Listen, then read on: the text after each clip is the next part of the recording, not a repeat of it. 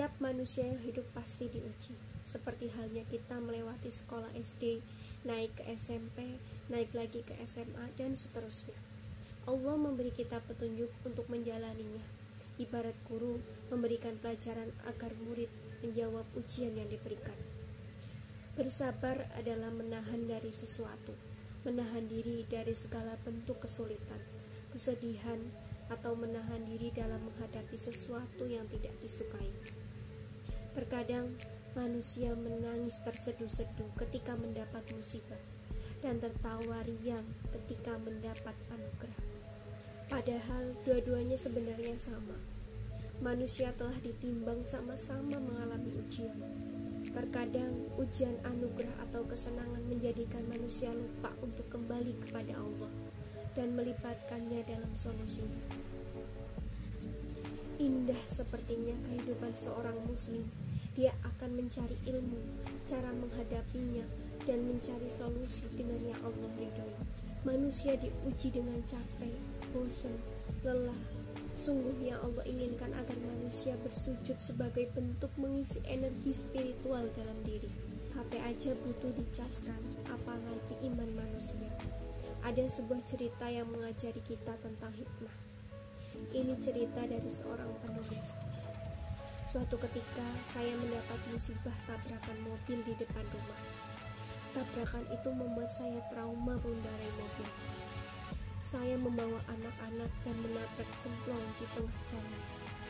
Dentuman keras dan perasaan bersalah mengajak anak-anak menumbuhkan trauma di dalam diri saya. Berkali-kali belajar mobil bersama suami saya gagal. Mesin mobil langsung mati ketika harus belajar mundur. Rasanya ada cemas yang terngiang-ngiang menghantui pikiran. Sampai saya pasrah. Ya Allah, padahal hanya seperti ini saya tidak bisa. Saya dalam hati berdoa, ya Allah, hamba niat belajar mobil untuk bermanfaat lebih, mengantar anak-anak, saudara, melintasi jalur kebaikan. Maka mampukan hamba dengan caramu, ya Allah. Pasrah adalah wujud cinta hamba. Ketika kita pasrah, maka sang kuasa yang menentukan caranya. Ternyata hikmah di balik tabrakan itu banyak sekali. Dia jadi banyak waktu bersama suami. Mobil terpaksa dijual diganti yang lebih baru. Walau tetap susah menyetir untuk mundur, dia terus belajar.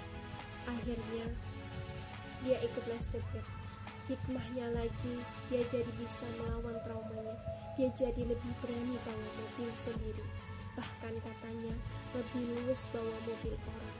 Berani jadi sopir di mobil lain. Musuh kegagalan adalah diri sendiri. Jika sudah mampu mengendalikan diri, maka bersiap mencoba ilmu yang baru dan bersiap melejitkan potensi diri. Jika dia diam saat musibah tabrakan, bisa jadi dia berhenti mencoba. Musibah selalu punya rahasia. Salah satunya menghapus dosa. Saya yakin tak ada yang sia-sia. Allah menciptakan sesuatu lengkap dengan solusinya. Setiap musibah ada hikmahnya.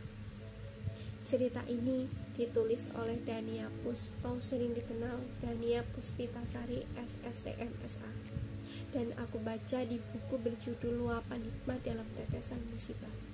Penerbitnya Pustaka Rumah Cinta. Itulah cerita inspirasi kakak cerita episode ke-7. Semoga kita semua selalu dilindungi Allah dari segala keburukan. Amin. Terima kasih.